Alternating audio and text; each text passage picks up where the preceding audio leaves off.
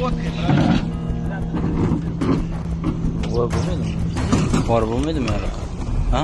Joriy yilning 8-may kuni Toshkent viloyati O'rta Chirchiq tumani Toshkent dengizining Tuyabog'iz suv omborida Ekologiya vazirligi va hududiy bo'linmalari, Milliy gvardiya xizmatchilari va Golden Fish Group MTJ mas'uliyat cheklangan jamiyat xodimlari bilan hamkorlikda Tuyabog'iz suv omborida navbatdagi nazorat reyd tadbiri olib borildi. Ushbu reyd tadbiri hozirgi kunda baliqlarning ovlanishi taqiqlangan mavsum hisoblanganligi sababli noqonuniy baliq ovlanishi bo'yicha olib borildi. Tadbir davomida bir nechta huquqbuzarlar aniqlanib, ushbu huquqbuzarlarga tegishli tartibda ma'muriy bayonnomalar rasmiylashtirildi va tegishli huquqni muhofaza qiluvchi organlarga to'plangan hujjatlar yuborildi.